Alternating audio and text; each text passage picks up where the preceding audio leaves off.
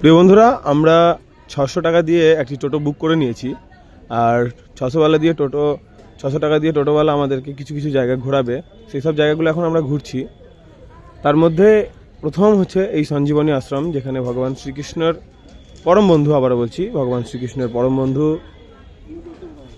আমাদের সুধামা, কৃষ্ণভক্ত সুধামা, তিনি এই আশ্রমে শিক্ষালাভ করেছিলেন।